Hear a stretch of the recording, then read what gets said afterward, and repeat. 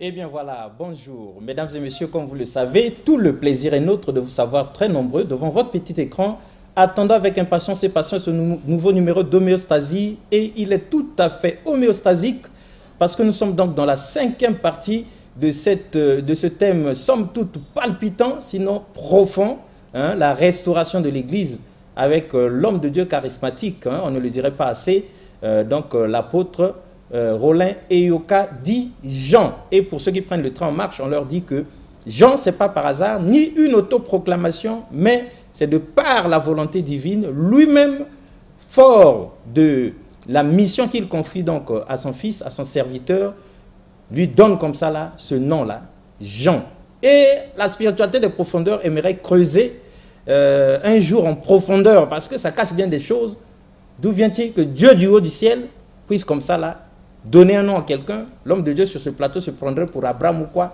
Ça, il aura nous donné des explications dans une toute autre émission. Mais aujourd'hui, dans cette 5e partie de la restauration de l'Église, c'est plutôt les signes du réveil. Église de réveil, oui. Mais c'est quoi le réveil? L'Église encore, l'homme de Dieu nous a déjà dit, on connaît. Même nous-mêmes aussi, où nous prions là-bas, nous savons ce que c'est que l'Église. Bon, mais le réveil en question, on est venu pour restaurer l'Église, pour que ça se réveille. Mais c'est quoi le réveil? Ça, c'est la première partie. Et nous aurons une deuxième partie dans laquelle nous verrons quelles sont les manifestations que nous pouvons donc attendre d'un réveil authentique. Il y a réveil et réveil. Des fois, vous dormez encore, vous dites, vous êtes éveillé, vous vous êtes réveillé déjà. Non. Vous êtes encore en train de vous froisser les yeux comme ça, là, ça veut dire qu'on n'est pas encore bien réveillé. On ne se sent pas encore sur pied. Mais quels sont les signes qui authentifient le vrai réveil? Dans la deuxième partie, nous verrons. Et enfin, puisque l'homme de Dieu vient, même s'il ne le dit pas lui-même, mais mandaté par son Père, il vient comme pour remettre le point sur les i. Quand on vient mettre de l'ordre, on dérange ceux qui avaient mis le désordre avant vous. Alors, puisque lui vient mettre de l'ordre et déranger tout le monde, mais lui-même chez lui, c'est restauré. Est-ce que là-bas, les signes précurseurs ou les signes qui authentifient le réveil, on peut les constater ou pas? Est-ce que c'est lui-même là-bas, chez lui-même dans son ministère? Dans la 3e partie, nous verrons, en tout cas, homéostasie, la spiritualité des profondeurs est d'accord avec vous. Dans la 3e partie, nous irons voir là-bas, image à l'appui, est-ce que chez lui-même là-bas, ça ne dort pas? Est-ce que le réveil est manifeste? Voilà donc le menu d'homéostasie, la spiritualité des profondeurs ce soir. Et sur ce, nous disons bonjour papa. Bonjour. Alors, pour ceux qui prennent le temps en marche, qui vous découvrent aujourd'hui pour la première fois, les autres, ils ont été déjà fascinés comme homéostasie, la spiritualité des profondeurs. En 2 mots, qui êtes-vous? Bon, comme toujours, je suis l'apôtre Eyoka Rollin, dit Jean. Ah! Jean, parce que c'est le nom que le Christ m'a donné. Donc vous ne vous êtes pas collé ce nom-là vous-même, quoi? Non. Parce que ça a énervé quelqu'un de lire chaque fois apôtre Rollin Eyoka dit Jean. Lui, Dieu n'a rien dit à son sujet. Mais vous, Dieu a dit Jean. Alors là, ça l'énerve. Ça ne doit pas lui énerver. Le Seigneur a confirmé cela par d'autres personnes. Ah! Oui. D'autres personnes ont eu la confirmation. Il a dit aussi à d'autres personnes. Ah! Donc vous n'êtes pas l'unique. Non, non, non. Super. Ouais. Alors, l'homme de Dieu, vous qui suivez là, le problème de l'Église, c'est que l'ennemi de l'Église, c'est l'Église. L'ennemi des hommes de Dieu, ce sont les hommes de Dieu. C'est ça, on ne comprend pas. Homéostasie, la spiritualité des profondeurs, reçoit sur ce plateau d'homéostasie, dans un face-à-face, des chrétiens d'un côté et des musulmans de l'autre. Mais, après ce derby, le monde entier appelle la spiritualité des profondeurs pour demander des nouvelles des musulmans qui étaient là. Mais aucun chrétien n'appelle pour demander, après l'évangéliste sunnite, le frère Jérémie, le frère Galilée, que sont-ils devenus? Moins encore pour les féliciter. Mais pourquoi nous n'aimons pas les bonnes choses, nous les chrétiens? Nana Lokabiso. C'est pas gentil. On parle de l'amour du prochain, mais on ne s'aime pas. En tout cas, l'homme de Dieu sur ce plateau, on ne le dirait jamais assez. Il ne s'est pas autoproclamé. Il n'a pas décidé de lui-même de restaurer l'Église. D'ailleurs, même si tu décides de toi-même de restaurer l'Église, comment tu vas faire? Il y a un fossé énorme entre décider et avoir les moyens de faire. Il y a Dieu seul qui pourvoit lorsqu'il t'envoie en mission. il accompagne ça de signes, de démonstration de sa toute-puissance, et surtout, il te préserve en vie. Parce que quelqu'un avait posé la question, souvenez-vous, l'apôtre Yoka qui parle là, Jésus quand il était venu, à moi là qui n'est là qui non. Donc, lui qui vient restaurer là, heureusement que vous ne craignez pas ces menaces là. Non, non, non, c'est des petites choses. Voilà, votre Dieu de toute façon vous a déjà averti. Oui. Voilà, on est dans le sérieux, dans tous les sérieux possibles. Quelqu'un a dit homéostasie, la spiritualité de profondeur. Lorsque l'homme de Dieu viendra là-bas, ne souriez pas. C'est vous qui l'encouragez en souriant. Bon, aujourd'hui, on ne sourit pas. Aujourd'hui, nous faisons comme vous, l'homme de Dieu. Nous voulons que ce soit méthodique, académique, clair, net et précis pour tout le monde. Et surtout pour les hommes de Dieu qui vous suivent, hein, qui sont choqués, on vous le dit solennellement, pour la plupart, l'église, leur église, vous avez dit, il n'y a même pas l'église de X ou Y. Bon, leur précaré, c'est leur business. Donc, du coup, vous comprenez quand même leur émotion. Je comprends. Voilà. Donc, ils m'ont averti, il ne faut pas sourire avec l'homme de Dieu quand il reviendra. Il faut lui poser des questions par rapport à ces trois créneaux-là. C'est quoi le réveil? Et à quelle manifestation pouvons-nous attendre dans un réveil authentique? Est-ce qu'il y a des signes de réveil dans son ministère? Donc, dans la première partie, de manière claire et nette, les signes du réveil, oui. Mais qu'est-ce que le réveil? Bon, c'est vrai, c'est une question pertinente. Je crois qu'avant de parler des signes du réveil, il faut naturellement parler de ce que c'est que le réveil. Évidemment. Le réveil, c'est quoi? Le réveil, c'est un temps de visitation puissante de Dieu. Et je dirais que c'est simplement une manifestation de Dieu. C'est un temps où Dieu se révèle à la fois dans sa sainteté absolue et dans une grande puissance. Le réveil, bon, c'est Dieu qui retranche ses manches. Retrousse, je voulais dire. Retrousse ses manches. Dieu lui-même. Dieu lui-même retrousse ses manches. On aime cette image-là. Il découvre donc le bras de sa sainteté. Le bras de sa sainteté. Et il œuvre avec une puissance extraordinaire au milieu du peuple et au milieu des pécheurs. C'est ça ce que je peux appeler le réveil. Le réveil ne se décrète pas. Le réveil ne s'organise pas. Le réveil, c'est la manifestation de Dieu lui-même. Est-ce une manière de nous dire, l'homme de Dieu, que quelqu'un ne peut pas se réveiller un beau matin et décider de déclencher le réveil? Non, parce qu'on ne peut pas donner des ordres au Seigneur. Mais si... Dieu est souverain. Mais si par souci, par souci d'amélioration, de perfection, quelqu'un lui-même décide, quelqu'un qui aime beaucoup Dieu, décide de déclencher le réveil, ça fait quoi? Les hommes ne peuvent pas aimer les autres comme Dieu lui-même. L'amour, c'est Dieu. Dieu est amour. Et c'est lui qui voit ce qu'il doit faire donc parmi le peuple. Et c'est lui qui déclenche le réveil. Donc nul autre n'a le droit, ni ne peut prétendre déclencher le réveil. Il ne peut prétendre déclencher le réveil parce que quand il y a réveil, c'est que Dieu lui-même se manifeste. Et nous, on aime cette image-là. Dieu lui-même retrousse ses manches. Il retrousse ses manches, il découvre de sa sainteté.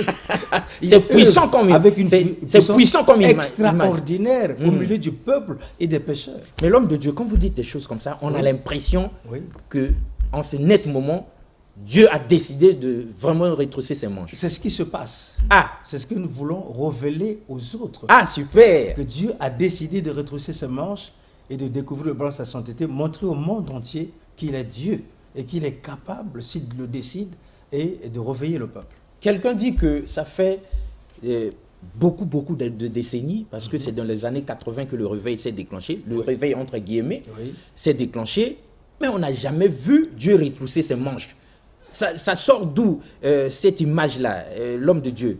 D'où ça vient? Il est scandalisé. Bon, en parlant de cela, je crois qu'il faut partir de l'histoire de l'Église. Donc, on vous écoute. Au cours de l'histoire de l'Église, les véritables réveils ont été marqués par des faits insolites.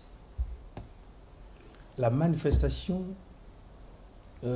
puissante de Dieu a toujours été ou la manifestation des phénomènes étranges a toujours été l'une des caractéristiques de l'œuvre de Dieu à chaque temps de bénédiction. Et qu'est-ce qui s'est passé? Et on a vu le Seigneur depuis les réveils, je dirais, de l'Église primitive, en passant par le monachisme à ses débuts, et par les Moraves, et le début du méthodisme jusqu'au réveil pentecôtiste des siècles passés, du 19e siècle. Qu'est-ce qu'on a constaté? On a constaté des faits qui se ressemblent. Donc la conviction du péché, ça veut dire que des hommes qui, après avoir écouté la parole de Dieu, se sont rendus compte qu'ils étaient pécheurs. Ils ont même confessé publiquement ce qu'ils avaient fait. Et lorsque nous lisons l'Écriture, dans Actes 19, à partir du verset 18 jusqu'au verset 20, la Bible nous dit quoi? Que plusieurs de ceux qui avaient cru venaient confesser et déclarer ce qu'ils avaient fait. Et ceux qui avaient pratiqué les arts magiques apportèrent leurs livres de magie. Et ces livres avaient été brûlés devant tout le monde. Et la valeur de ces livres a été estimée à plus de 50 000 pièces d'argent. C'était quand même beaucoup. Énorme. Ça veut dire quoi? Ça veut dire qu'aujourd'hui, quand quelqu'un est sorcier, il pratique l'animisme, la religion animiste ou autre, mais les gens ont honte. L'homme est à l'ego. Et ce n'est pas facile que quelqu'un vienne comme ça dévoiler ce qu'il fait en secret devant tout le monde. Dans le noir, ce qu'il fait dans le noir. Oui, et quand quelqu'un accepte de venir confesser publiquement ce qu'il a fait, ce qu'il fait dans le noir, et ça relève de l'œuvre du Saint-Esprit, de l'œuvre de Dieu. Et c'est ce qui a souvent marqué les réveils, les véritables réveils dans le passé. Il n'y a pas que cela, il y a aussi le fait qu'il y a ce qu'on appelle des conversions en masse. Des conversions en masse. Des gens se convertissent de plus en plus. Nous avons lu ça dans la Bible. Oui, les gens se convertissent de plus en plus. Et qu'est-ce que la Bible dit? Qu'au jour de la Pentecôte, lorsque le bruit eut lieu, et lorsque le vent impétueux était descendu dans la maison où étaient réunis les disciples, alors les gens ont accouru, sont venus. Et Pierre s'est levé avec les 11, et Pierre a commencé à prêcher la parole de Dieu. Et à la fin, 3000 personnes se sont converties, ont accepté Jésus pour la vie comme leur Seigneur et Sauveur personnel. Ils ont été baptisés. Et ça, ce n'est pas facile. Ça, c'est l'œuvre du Saint-Esprit. Les pierres, les autres, c'est des gens qui étaient rejetés par le peuple, par le judaïsme. Évidemment. Mais ce jour-là, avec l'œuvre du Saint-Esprit, les gens ont cru en masse. Alors, il y a ce qu'on appelle aussi, lorsqu'il y a réveil, ce qu'on peut appeler la ferveur spirituelle. La ferveur spirituelle. La ferveur spirituelle. Les gens aiment de plus en plus le Seigneur. Ils peuvent quitter leur maison, aller de maison à maison, témoigner Christ à ceux qui ne connaissent pas le Seigneur. Et ça, c'est une force, c'est une énergie qui vient du Saint-Esprit, ça ne vient pas de l'homme lui-même. Bon, il y a ce qu'on peut appeler des expériences puissantes donc, du Saint-Esprit que les gens vivent lorsque le réveil arrive. Dieu se révèle à eux sans énigme. Ils peuvent voir les anges. Ils peuvent connaître des choses que le commun des mortels ne peut pas connaître. Bon, et il y a ce qu'on appelle des dons spirituels qui arrivent à foison. Donc Dieu se révèle au peuple et il y a des dons spirituels qui arrivent, les fruits de l'esprit qui arrivent, les gens qui étaient incapables d'aimer, maintenant sont capables d'aimer. Et qu'est-ce que la Bible nous dit? Que les gens n'étaient qu'une seule âme et un seul cœur. Donc les gens vendaient leur propriété. Ils prenaient l'argent, venaient déposer l'argent aux pieds des apôtres. Et on faisait des distributions. Donc, il n'y avait parmi eux aucun indigent. C'est ce que la Bible dit. Donc, on faisait des distributions selon le besoin de chacun. Et ça ne peut pas venir du commun des mortels. Ah non. Ça, c'est l'œuvre du Saint-Esprit. C'est ce qu'on a vécu. On a vécu dans le premier réveil, le réveil de l'Église primitive. Donc, quand l'Esprit arrive, il fortifie le peuple. L'Esprit, quand il arrive, il fait quoi? L'Esprit réveille le monde. Le monde qui ne connaissait pas les choses de Dieu. le monde se rend compte que Dieu existe. Le monde commence à croire à la divinité de Jésus. Et le monde vient et s'abandonne à Dieu. Et ça, ce n'est pas donné à n'importe qui. Pas du tout. Et ça vient du réveil. Oui. L'homme de Dieu, on sait que sur cette question qu'on vous a posée, et ce n'est pas tout, donc, il y a aussi des effets émotionnels, des effets physiques qui arrivent, parce qu'on voit des gens tomber, on voit des gens parler en langue. La Bible dit quoi? Lorsque les gens sont arrivés, ils ont commencé à voir, comment on peut appeler ça, des gens qui étaient là autour parler en leur langue maternelle des merveilles de Dieu. Ils commençaient à dire, mais c'est quoi ça? Ces gens ont bu un vin doux. Qu'est-ce qui se passe? Qu'est-ce qui se passe? Oui. Tant ça a étonné tout le monde. Ça a étonné tout le monde. L'instant d'avant, ces gens-là ne connaissaient pas nos langues. Non. Mais d'où vient-il que ça parle couramment, aisément nos langues à nous, nos propres langues? Ils étaient tous galiléens. Mais comment se fait qu'ils commencent à parler à Dieu en nos langues, à nos langues maternelles, des merveilles de Dieu? On imagine que c'était formidable. Ça, c'est l'œuvre du Saint-Esprit. Imaginez quelqu'un les Congolais qui sont ici et qui ne connaissent pas l'italien, les langues latines, et commencent à parler de Dieu en italien. Et les Italiens les écoutent parler de Dieu en leur langue. Ah oui, ça rapproche bien plus. Et ceux qui ne sont pas français parlent en français des merveilles de Dieu. Et les Français qui sont là écoutent, c'est ce qui s'est passé. Super. Oui. L'homme de Dieu, c'est vrai que dans la réponse que vous avez délivrée, il y a déjà eu une idée de manifestation. On reviendra sur ça pour qu'on mette les points sur les i et pour que, surtout, on regarde, vous qui condamnez l'homme de Dieu, comme quoi, quelqu'un avait même dit, même si c'est vrai ce qu'il dit, est-ce qu'il était obligé de venir dire? C'est compliqué ça. Même si c'est vrai ce qu'il dit, mais est-ce qu'il était obligé de venir dire? Est-ce que c'était le moment? Il ne pouvait pas attendre. Vous avez condamné l'homme de Dieu, mais on fera une étude comparative pour voir s'il a raison ou pas. Quel est l'état de santé de l'Église de réveil actuel? Mais on n'est pas là-bas, l'homme de Dieu. Nous, on sait qu'on est avec Madame Ngambe, la sœur Tinun Dembo, qui nous a dit homéostasie, la spiritualité des profondeurs. Il ne faut pas prendre à la légère l'homme de Dieu, Roland Yoka, dit Jean, parce qu'il est vraiment mandaté par Dieu lui-même. Et quand ça vient de la sœur Tinun Dembo, Madame Ngambe, ça nous rassure énormément parce que elle a l'habitude de ne jamais accepter n'importe qui. Si ce n'est pas scripturaire, vérifiable, authentifié par l'esprit, directement par elle-même, elle n'accepte pas. Et quand elle dit ça, homéostasie, la spiritualité de profondeur, donc c'est bon. Alors, mais cela dit, papa, entre la théorie et la pratique, il y a un fossé. La pensée du jour est claire et nette. On reconnaît l'arbre par son fruit, oui. Mais, Vulpian Kenzo, balancez-nous l'homme de Dieu dans une de ses prédications, que nous puissions décrypter l'homme qui nous parle. Parce que la valeur de tout message dépend étroitement de la qualité du messager. Alors, balancez-nous le premier élément que nous avons retenu pour ceux qui nous suivent, pour qu'eux aussi puissent décrypter l'homme de Dieu par eux-mêmes et voir s'il y a les signes du réveil dans sa personne. Parce que quelqu'un très fort en psychologie et en sociologie a dit homéostasie, la spiritualité des profondeurs, tout est parole, même le gestuel.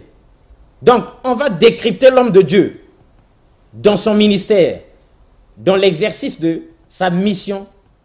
Surveillez faits et gestes et dites à homéostasie, la spiritualité des profondeurs, ce que vous avez entendu et comment vous avez trouvé l'homme. Vulpian Kenzo. Quelle est donc la part de chacun dans cette entreprise? Qu'est-ce que le Seigneur attend de chacun de nous pour qu'il fasse descendre le réveil, pour qu'il agisse en puissance au milieu de nous, de cette génération? Donc, par les mots, Namosa, les amis, ni les amis pour ça, parce que c'est ça, pour pousser lié à qui ça réveille, pour pousser lié à ça, la génération. Et c'est ici et avant tout une responsabilité individuelle. Donc, Awa, c'est une responsabilité également pour la mission. Donc, au plan individuel, notre a sa responsabilité à lier. Chacun de nous est appelé à mettre la main dans la pâte. Le premier travail à faire au plan individuel pour hâter le réveil est avant tout celui de se préparer activement dans la prière. Beaucoup prier et beaucoup jeûner. Quand le réveil est là, tous les réveils qui sont arrivés, qui sont venus dans le monde, ont toujours été précédés par la prière. Alléluia. Et là, on a besoin des années à pomper. Donc, moi, on a besoin d'aller. J'ai le témoignage d'une femme, Madame Kay, en Corée du Sud, à Séoul. Madame Kay, c'est la belle-mère du docteur Cho, David Yogi Cho, qui est la plus grande église en ce moment dans le monde. Pour nous qui avons reçu l'appel du Seigneur, pour le servir dans l'œuvre de la restauration, la responsabilité qui nous incombe est immense, car cette œuvre va éclairer toute la génération. Et cela doit commencer par nous. Pour la mission Baouyo, toujours connu à Bruxelles, la œuvre de la restauration. Responsabilité de la mission des alliés en elle. Parce que le rôle de la mission des alliés était génération non seulement en commençant par la vue de Brazzaville. Ils allaient éclairer et y dans la Cameroun. Mais pour la mission, vous êtes capable de venir, vous allez voir la Cameroun. Il faut plus seulement que vous allez éclairer. Voilà pourquoi je dis que cela doit commencer par nous. Lorsqu'on était en train de louer, j'ai failli pleurer. Mais là, on commençait un peu à pleurer. Le Seigneur, je vous regarde, ils vont se réveiller quel jour. Ils vont comprendre ces choses quand est-ce qu'ils vont comprendre ces choses. Amen. Alléluia. Tout doit commencer par nous. D'abord par moi qui vous parle, l'apôtre Roland. Et ensuite par ceux qui ont reçu les dons pour le service dans l'œuvre de la restauration. Et finalement, par ceux qui sont les premiers à être enseignés, à être formés pour ouvrir dans l'œuvre de la restauration. Homéostasie, la spiritualité des profondeurs, le voyage guidé dans les mystères de l'esprit et le choc des convictions duquel jaillit la vérité. L'homme de Dieu, nous laissons le soin aux uns et aux autres de dire ce qu'ils ont vu, ce qu'ils ont entendu, tout en vous rappelant, toutes est parole, les faits et gestes, la tonalité, la manière de se tenir devant les âmes de Dieu. Quand on est apôtre et qu'on est devant la multitude, est-ce que ce que vous avez vu là, l'homme de Dieu, c'est de l'orgueil que vous avez vu? Est-ce que vous avez vu le voyou du quartier se faire passer pour un apôtre? Ça, c'est vous qui décidez. Alors, l'homme de Dieu, on vient dans le deuxième élément que vous avez déjà abordé, oui. Les signes qui authentifient le réveil. Oui. Alors, vous étiez dans ça, vous avez dit le réveil dans l'église primitive, voilà les composantes, voilà les éléments qui en avaient fait la démonstration, la toute puissante démonstration. Oui. Est-ce que vous pouvez continuer sur la lancée? Et donc, je disais que la manifestation des phénomènes étranges et a toujours caractérisé le réveil, a toujours caractérisé donc le réveil, l'œuvre de Dieu à chaque temps de bénédiction. Alors, qu'est-ce qu'on a vu depuis l'Église primitive? Voilà. En passant, comme je l'ai dit, par le monachisme à ses débuts, et par les Moraves, ça sont les réveils qui sont déroulés au cours de l'histoire de l'Église. Nous sommes nombreux à ignorer tout ça, c'est vous qui maîtrisez, mais on pense que même les hommes d'autres hommes de Dieu comme vous savent de quoi vous parlez. Oui, par les débuts du méthodisme jusqu'au réveil pentecôtiste. Le méthodisme, le pentecôtisme, ça on connaît. Oui, qu'est-ce qui s'est passé à cette époque? Donc, on voyait la conviction du péché chez ceux qui venaient, ceux qui écoutaient la parole de Dieu. Lorsqu'ils arrivaient, lorsque l'évangile était prêché, et accompagné de la puissance du Saint-Esprit, ces gens-là avaient la conviction qu'ils étaient pécheurs. Et ils se repentaient de leurs péchés. Ils déclaraient publiquement ce qu'ils avaient fait. Et j'ai donné l'exemple que dans Acte 19, à partir du verset 18 au verset 20, les gens qui avaient cru venaient plusieurs de ceux qui avaient cru, venaient confesser et déclarer ce qu'ils avaient fait. Et ceux qui avaient pratiqué les arts magiques apportaient leurs livres. Et ces livres avaient été brûlés devant tout le monde. Et la valeur était estimée à plus de 50 000 pièces d'argent. Et la Bible dit quoi? À la fin, au verset 20, que c'est ainsi que la parole de Dieu croissait en force et en puissance. Alors, et qu'est-ce qu'on voit? Donc, il y avait ça. Donc, il y avait ce qu'on appelait la conviction du péché. Et les gens se convertissaient en masse. Et lorsqu'on regarde ce qui se faisait au temps de l'Église primitive, on dit que Pierre prêchait l'Évangile et lorsqu'il passait, son ombre couvrait, lorsque son ombre couvrait quelqu'un, les démons sortaient, les maladies quittaient le corps, les gens étaient guéris de leurs maladies, les gens quittaient les environs de Jérusalem, les villages, les villes venaient, et ils apportaient des malades sur des couchettes, et tous étaient guéris. Et qu'est-ce que la Bible dit? Et donc, il y avait des miracles, des signes, des prodiges, des miracles qui s'accomplissaient. La Bible dit quoi? Dieu agissait en puissance et d'une manière extraordinaire dans la vie de l'apôtre Paul. Et lorsqu'il était là, donc, comme il n'y avait plus beaucoup de gens, lui seul ne pouvait pas aller imposer les mains sur les malades. Donc, les disciples qui étaient avec lui venaient faire quoi? Ils prenaient des mouchoirs qui venaient toucher avec ces mouchoirs. Nous avons lu ça dans la Bible. Le corps de Paul, et ils prenaient ces mouchoirs, allaient les appliquer sur ceux qui étaient malades, sur les démoniaques. Les démons quittaient le corps, les malades étaient guéris. Et c'est comme ça que Dieu agissait en puissance à cette époque-là. Donc, il y a ces signes. Il y avait ce qu'on appelle la ferveur spirituelle. Donc, l'évangile était annoncé. La Bible dit quoi? La parole de Dieu se répandait de plus en plus à Jérusalem. Et même les sacrificateurs, donc les juifs, commençaient à obéir à la foi chrétienne. Ceux qui s'opposaient donc au christianisme à ses débuts. Et ils ont cru. Et ça, c'était la force du Saint-Esprit. Qu'est-ce que la Bible parle d'Étienne?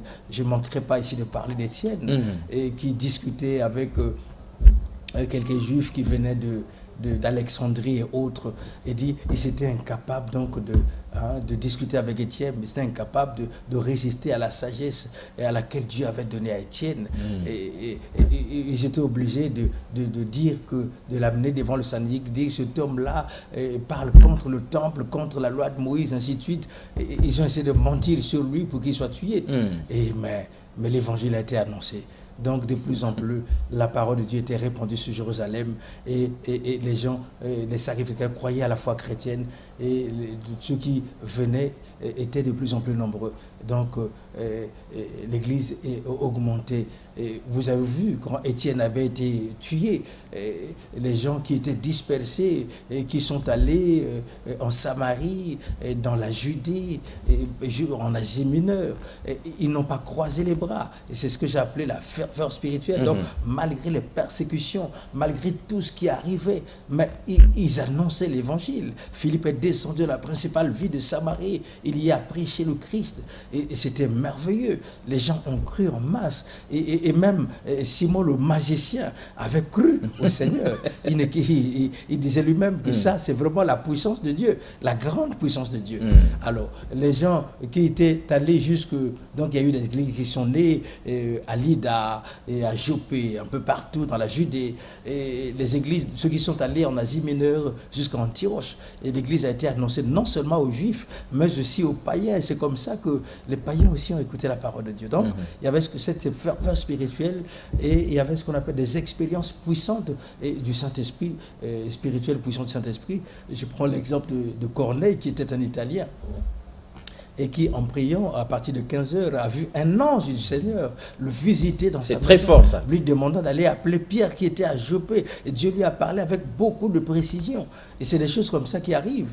Et quand Pierre est arrivé dans sa maison, et quand Pierre a commencé il parlait encore lorsque le Saint-Esprit était descendu sur les païens qui étaient dans la maison de Corneille. C'est merveilleux. Et les païens qui ne croyaient pas en Dieu, qui ne connaissent pas le Seigneur. Nous voyons l'apôtre Paul qui ravageait à outrance l'église de Dieu, qui était sur le chemin de Damas pour aller arrêter les chrétiens et les foutre en prison, mais arrêté net par le Seigneur. Le Seigneur se révèle à lui, il tombe, et puis à lui une grande lumière, et une voix qui lui dit, mais pourquoi me persécutes-tu, Paul? Mais qui es-tu? C'est moi, Jésus, que tu persécutes. Dit, va, entre dans Damas, et là-bas on te dira ce que tu feras. Il rentre à Damas, c'est Dieu qui se révèle à Ananias, un disciple qui était à Damas. Dit, va dans la rue, la ruelle, la droite, la maison de Judas, tu verras un certain sort de tasse qui priait. priait, et il y a une vision où Ananas, tu es venu prier pour lui, il a reçu le Saint-Esprit. Et Annas s'est dit, mais cet homme, c'est quelqu'un qui a été envoyé par les souverains sacrificateurs pour arrêter et foutre en prison tous ceux qui invoquent ton nom. Et le Seigneur dit, non, Paul, c'est un instrument que j'ai choisi. Et je l'enverrai vers les Juifs et vers les païens et annoncer mon évangile. Et vous voyez ce qui se passait à cette époque-là. Et nous voyons aussi dans d'autres réveils, au temps des réveils pentecôtistes, les gens, et quand les gens écoutaient la parole, quand le Saint-Esprit se déversait sur le peuple, les gens tombaient à plat ventre. Et les gens restaient inanimés pendant le culte et même après le culte. Et c'est des choses comme ça qui se passaient. Et ces gens qui ne connaissent pas le Seigneur témoignaient le Christ, témoignaient que Jésus était vraiment Dieu, que Jésus-Christ était le Fils de Dieu. Et donc, il y a aussi les dons de l'Esprit. Les dons de l'Esprit. Donc, des gens qui prophétisent de la part de Dieu, des gens qui prédisent des choses qui arrivent, qui sont vraies, des gens qui ont des dons de connaissance et qui voient dans le secret ce qui se passe et qui révèlent ces choses aux hommes. Et c'est des dons comme ça qui arrivaient à l'église, des gens qui recevaient le don de prêcher l'évangile, de témoigner Christ, ainsi de suite. Et les dons étaient nombreux à chaque période de la bénédiction de Dieu. L'homme de Dieu, deux questions. La première, c'est de quelqu'un... Sans oublier les délivrances et autres. Oui. Deux questions. La première, c'est, d'homéostasie, la spiritualité des profondeurs, parce que vous avez dit, entre autres, que à cette époque-là, malgré la persécution, malgré la mort, malgré toutes ces choses-là, mais il y avait toujours cette ferveur-là, on ne baissait pas le bras, on ne lâchait pas tout. Mais nous autres, nous pensions que c'était des insensés parce que accepter la mort à ce stade, à ce niveau-là, accepter les persécutions de cet ordre-là, qu'est-ce qui faisait que ces gens-là continuent avec ce message-là, avec cette foi-là, alors qu'il suffisait de tourner le dos et on est sauvé? Pourquoi ils ont bravé la mort? Pourquoi ils ont tout accepté? C'est quoi? Quel est leur secret, l'homme de Dieu? Le problème, le secret, c'est quoi? Le secret, c'est simple, parce que le réveil, qu'est-ce que le réveil amène? Quand il n'y a pas de réveil, les gens dorment. Le réveil, comme l'indique le mot, le réveil vient réveiller les gens de leur sommeil. Et une fois que c'est un vrai réveil, alors ils sont vraiment dopés par le Saint-Esprit. Mais la vie ici-bas, elle est si courte. Ça donne la vision de... On m'a dit que l'ex-président américain, le président Bush, est mort aujourd'hui. À 84 ans, 94 ans d'âge. Mais c'est si peu. Vraiment. Et après la vie... Comparé à l'éternité. Après la vie ici-bas, où est-ce que nous passerons notre éternité? Mais quand le réveil arrive, le réveil ouvre nos yeux, nous montre ce qu'est la vie ici-bas, ce qu'est la vie dans l'éternité. Et les disciples avaient compris que le plus important pour eux était de connaître le Seigneur. Parce que, comme dit l'Écriture, car Dieu a tant aimé le monde qu'il a donné son Fils unique, afin que quiconque croit en lui ne périsse point, mais qu'il ait la vie éternelle. Qu'est-ce que Jésus donne lorsque nous croyons en lui? C'est la grande question. Oui, il est lui-même la vie. Comment je peux expliquer cela? En tout cas, nous avons besoin d'explications. Oui. Alors, lorsque nous recevons Jésus on reçoit Jésus pour la vie, comme Seigneur et Sauveur personnel. Lorsque nous persévérons dans la foi chrétienne, jusqu'à la mort, si la mort nous attrape, bien sûr, qu'est-ce qui se passe? Ce corps-là est enseveli. Mais il y a une espérance. Nous avons en Christ une espérance. Voilà pourquoi on dit que Christ en nous, c'est l'espérance de la vie. Une espérance que n'ont pas les athées et autres. Non, eux, ils n'ont pas cette espérance-là. Pour eux, la vie, c'est ici. Pour les athées, pour ceux qui ne connaissent pas Dieu, les sorciers et autres, la vie, c'est ici. Voilà pourquoi on dit, vivons, mangeons, faisons tout ce que il n'y a que cette vie, il n'y a rien d'autre. Mon frère, après, on va mourir. Oui. Mais nous, chrétiens, nous avons une espérance. C'est que Christ en nous, c'est l'espérance de la gloire. Ça veut dire quoi? Ça veut dire quoi, voilà. il y a une résurrection en vue. Donc, je vous l'ai dit dans les émissions passées, le Seigneur a dit, je m'en vais vous préparer une place. Et quand je m'en serai allé et que je vous aurai préparé une place, je reviendrai et je vous prendrai avec moi, afin que là où je suis, vous y soyez aussi.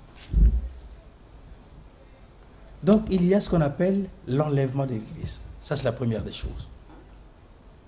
Au jour de l'enlèvement de l'Église, qu'est-ce qui va se passer? Jésus viendra dans les airs. Il y aura un son, le son de la trompette, la dernière trompette. Et un cri de commandement se fera entendre depuis le ciel. Tous ceux qui avaient cru en Christ, tous ceux qui sont morts en gardant leur foi en Christ, ces gens-là vont revenir à la vie. Ils reviendront à la vie. Je veux que tous m'entendent. Pour ne plus mourir. Ah. Et après eux, ce sera le tour de ceux qui sont encore vivants, de ceux qui, les chrétiens qui ne sont pas morts, mais qui gardent une bonne communion avec le Seigneur. Ceux-là seront transformés. Transformés. La Bible dit en un clin d'œil, à la voix de l'archange, au son de la dernière trompette, les morts en Christ ressusciteront premièrement. Et nous qui serons vivants et qui, pour attendre l'avènement du Seigneur, nous serons changés. C'est ce que la Bible appelle la transfiguration. Jésus a essayé de démontrer cela aux apôtres, à Pierre, à Jean et à Jacques, lorsqu'il les a conduits sur la haute montagne, ce pic neigeux. Il dit restez ici, il est monté sur la haute montagne et ils l'ont vu en train de se transfigurer. La Bible dit que ses vêtements devinrent blancs et son visage brillait comme le soleil à midi. Et c'est là où on a vu Élie et Moïse venir s'entretenir avec Jésus, des gens qui étaient morts il y a longtemps. L'homme de Dieu, quelqu'un dit, oui. On vous interrompt parce Oui. que le Saint-Esprit est descendu sur vous déjà. Oui. Quelqu'un dit, vous commencez à lui faire aimer Jésus. Et là, ça l'étonne. Oui. Qu'est-ce que vous lui répondez, l'homme de Dieu? Oui, c'est normal, c'est mon rôle, c'est mon rôle. Je dois lui faire aimer. Vous avez tellement les mots pour dire les choses, Oui. mais vous nous ouvrez les yeux sur une espérance grandiose. Oui. Et qu'est-ce qui va se passer? Et donc, les gens vont se transfigurer, les gens vont changer d'état, passer du corps de l'état adamique. L'état adamique, nous sommes les descendants d'Adam. Adam a péché, Adam est terrestre. Ce qui est terrestre va mourir. Il y a donc deux créations. Ils ne comprennent pas. Mais c'est écrit dans 1 Corinthiens 15. Mais nous sommes nombreux à ne pas comprendre. Oui, deux créations. Il y a la création adamique. Adam est le premier Adam. Voilà pourquoi la Bible parle du premier Adam et du deuxième Adam. Des gens que Dieu lui-même a formés. Tous meurent en Adam. La mort est venue parce que Adam a péché. Voilà pourquoi la mort s'est étendue sur toute la race humaine. Et tous ceux qui ont cette nature adamique vont mourir. Et la résurrection est venue par un homme. Et cet homme, c'est le deuxième Adam. Ce deuxième Adam, c'est Jésus. Vous savez comment il est né? Ah si, c'est clair et net. Tout le monde le sait d'ailleurs. Marie n'avait pas encore connu d'homme. Et son fiancé Joseph ne l'avait pas encore connu. Quand l'ange Gabriel l'avait visité, tu vas devenir enceinte et tu enfanteras un fils que tu appelleras Jésus. L'homme de Dieu. Oui. On vous interrompt, pourquoi? Parce que le temps est contre nous, il nous reste 10 petites minutes. Oui. On doit en profiter énormément. Mais ce qui est vrai, c'est que nous faisons cette conclusion de celui qui nous suit, qui dit l'homme de Dieu commence à me faire aimer Jésus. C'est ça même sa mission. Oui. Il nous ouvre les yeux sur la vraie espérance. La vraie, c'est de la vie éternelle. Oui. Gratuitement en plus. On ne paye rien comme dans nos loges. Hein. Seulement par la foi en Jésus. Voilà. Dans tout le satanisme que nous faisons là-bas, nous souffrons d'ailleurs. L'homme de Dieu, avant qu'on entre dans la troisième partie de l'émission, quelqu'un demande s'il tourne le dos au satanisme pour embrasser la grande espérance par la foi en Jésus, là, est-ce qu'il n'y a pas un choc en retour? Les grands maîtres francs-maçons ne vont pas le rattraper. Quel choc en retour? Quel choc en retour? Non, mais on a peur de quitter les ténèbres pour venir vers vous. Est-ce que vous êtes sûr de nous garantir que si on se convertit, Oui, comme à cette époque-là, oui. on accepte Jésus comme Seigneur et Sauveur, il n'y a pas un choc en retour? Qu'ils viennent, et Jésus les protégera, et ils sauront que Jésus, c'est le plus grand maître. Mais est-ce qu'il y en a déjà eu comme ça des satanistes qui se sont convertis, que Jésus a protégés? Oui, mais nous avons l'histoire d'un Nigérian qu'on appelle Emmanuel Amos, Ah, qui était un magicien et qui a fait beaucoup de choses dans l'occultisme. Il a connu Christ après avoir fait un passage dans l'occultisme. dans les profondeurs de Dans les l'occultisme profondeurs là-bas. du cultisme, est allé. Il n'était pas le moindre. Il est a allé été vraiment. dans les eaux de Lagos, là, dans la mer. Il a rencontré les sirènes qui sont là-bas, les sirènes qui l'ont amené chez Satan, chez Lucifer lui-même. Et comment il a fait du commerce, il y avait des pratiques bizarres. Et Oui, mais et donc lorsque le moment était revenu, le Seigneur, c'est ça qui nous intéresse. Le Seigneur l'a pris. Et il est passé donc de Satan à Christ. Donc de la puissance de Satan à la puissance de Dieu. Il n'y a pas eu de choc en retour. Non, les gens, ceux qui étaient ses amis dans l'occultisme, ont commencé à faire des cabales contre lui. Mais évidemment, c'est ça que nous craignons. Voulant le tuer, mais ils n'ont pas pu. Ah, ils n'ont pas pu. Ils n'ont pas pu. C'est tout ce que nous attendions. Ils n'ont pas pu, ils ne pourront jamais. Quelqu'un avait dit, on ne sait pas si c'est écrit dans la Bible, n'ayez pas peur ou encore ne craignez rien. Et je leur garantis que si on vient les attaquer, nous on sera là. Mais évidemment, ils ne seront pas Mais seuls. ceux-là qui viendront attaquer pourront même mourir. Voilà, ça rassure énormément. Parce qu'il se passe des choses comme l'homéostasie, la spiritualité de profondeur fait parler l'homme de Dieu. Nous sommes nombreux à hésiter, en tout cas, ne craignons rien. Et d'ailleurs, si nous acceptons Dieu et son Fils Jésus, c'est-à-dire si nous acceptons comme Seigneur et Sauveur, parce que l'apôtre Rollin et Yoka dit Jean est venu ici nous le recommander, il est quelque part responsable. Donc il va devoir continuer à prier pour nous. Je suis vraiment responsable. Je le leur Vous garantis. êtes disponible Je et vous nous le garantissez. Oui. Et nous vous avertissons que de grands combats vont vous arriver quand nous quitterons les ténèbres pour venir. Quel combat? Le Seigneur, nous resterons tranquilles, le Seigneur lui-même combat pour nous. D'accord. Alors l'homme de Dieu, dans le dernier élément, donc dans la troisième et dernière partie, y a-t-il des signes de réveil dans votre ministère? Oui. Les gens ont demandé homéostasie. Déjà, on ne vous a pas caché. Hein. Ils nous ont dit ne souriez pas avec l'homme de Dieu. Soyez sévères. Oui. Aujourd'hui, nous avons essayé d'être sévères. Malheureusement, les choses sont tellement bien dites que cette espérance nous a touchés nous-mêmes aussi. Là. On sent que, on dirait bien que nous, il faut qu'on sorte des ténèbres pour la lumière. Voilà pourquoi nous, on sourit un peu. Mais en tout cas, on n'est pas, on n'est pas du côté de l'homme de Dieu ipso facto, mais on sourit parce que c'est beau, c'est merveilleux. C'est tout le contraire des recommandations qui sont données dans l'animisme, dans la franc-maçonnerie, alors dans la Rose-Croix et ailleurs. Ce qu'il nous donne est gratuit, est puissant, vivant. Donc c'est ça qui nous fait sourire à l'homme de Dieu. Avant qu'on entre dans la dernière partie, parce qu'on a voulu que nous enquêtions sur vous, nous avons promené notre caméra chez vous, justement, pour que les gens voient par eux-mêmes. Est-ce que les signes de réveil sont là? Est-ce que la puissance du Saint-Esprit agit? Est-ce que, avant qu'on ne revienne sur vous, Vulpian Kenzo.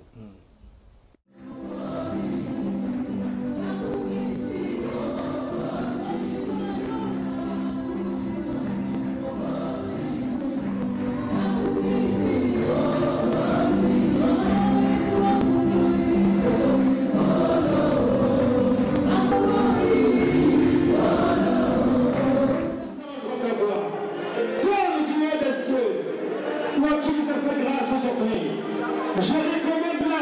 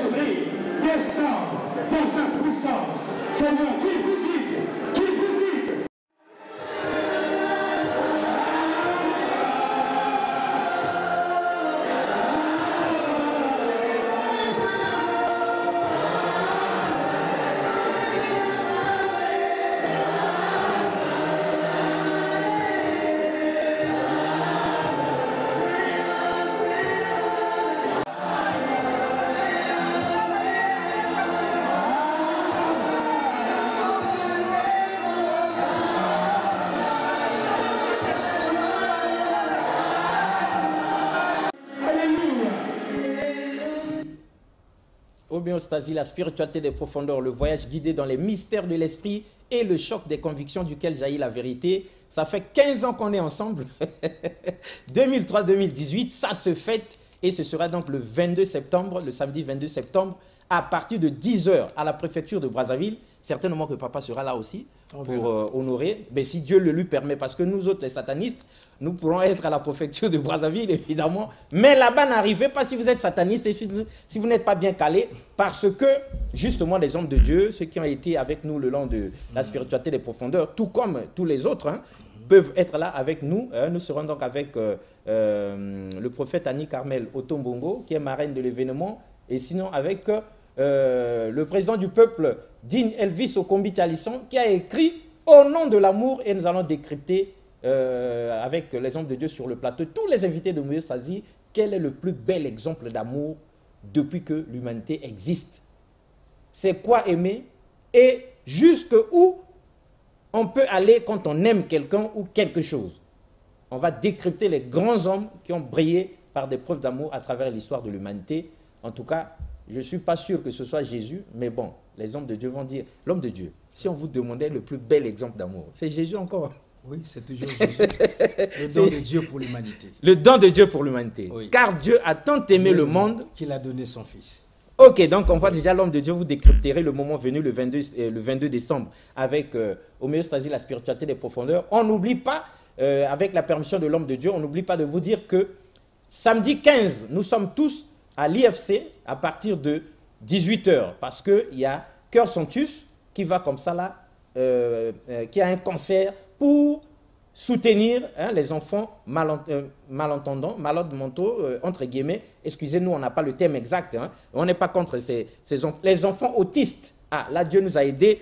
Et ça nous fait du bien de voir une chorale, un orchestre presté pour soutenir les enfants autistes, ce qui est une grande problématique dans notre pays. Alors, l'homme de Dieu, pour bien atterrir avec vous, dans les 3 dernières minutes qui nous restent, la question qui vous avait été posée, y a-t-il des signes de réveil dans votre église? On vient de jeter un coup d'œil. Qu'est-ce que vous pouvez répondre à ça? Oui, mais les signes sont déjà là. Clair et net. Nous avons vu de grandes choses. Je vais essayer dans mon ministère, Dieu a accompli de grandes choses. Nous voulons nous rassurer, savoir si Dieu a accompli des choses ou pas. Dieu a accompli des grandes choses. J'ai ici avec moi, peut-être pas sur le plateau, mais de l'autre côté, derrière la caméra, des hommes de Dieu. Et ils sont devenus hommes de Dieu par mon ministère. Et Dieu les a puissamment visités.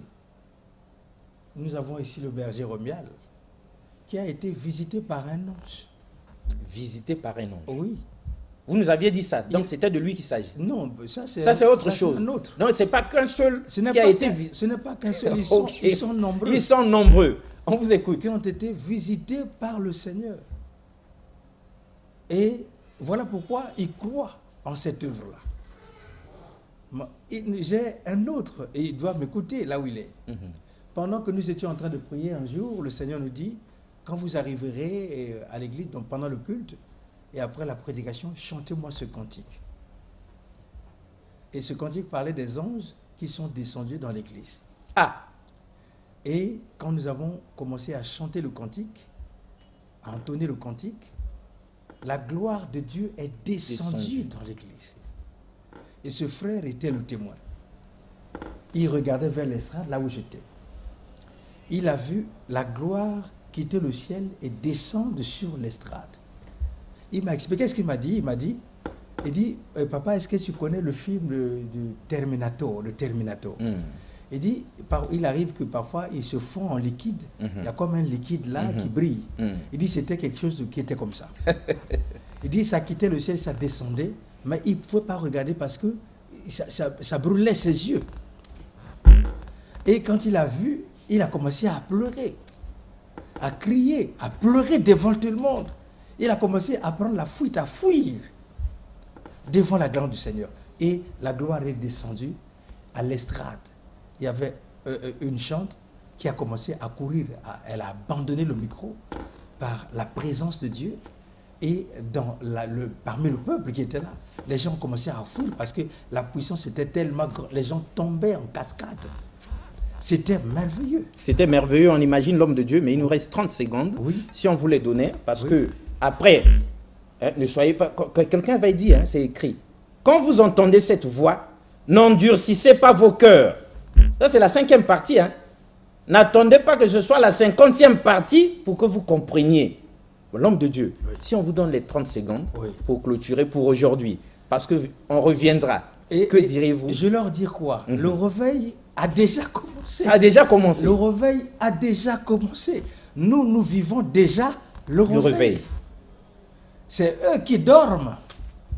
Je les invite à se réveiller enfin de leur sommeil. Ah oui, et quelqu'un dit que, à vous entendre parler, c'est comme si vous voulez que ce qui était arrivé dans les réveils précédents, que ça arrive aussi maintenant. Là. Mais ça arrive déjà. Ça arrive déjà. Et ça va d'étape en étape. D'étape en étape. Et Dieu agit déjà en puissance au milieu de la ville. Et homéostasie, la spiritualité de profondeur, conclut maintenant, parce que c'est difficile de conclure, que c'est simple. Faites comme nous.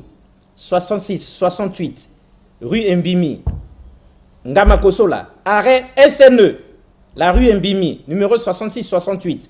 Engagez-vous et vous verrez le grand temple. Nous avons été voir de nos propres yeux. Nous croyons même que c'était un tonneau vide. Moi, on a vu plein ici dans l'image qui est donnée. Allez vivre la gloire de Dieu. Parce que le réveil, l'authentique, avec tous les signes qui l'accompagnent, est déjà arrivé depuis longtemps. C'est vous et nous qui étions en retard. Et qui ne disent pas qu'on est loin. Non. Non. Les gens quittaient les pays des environs du Jourdain, Jérusalem et autres, se rendaient dans le désert pour écouter Jean. Ah. Donc cela va de leur vie. Donc la distance ne justifie pas. Voilà.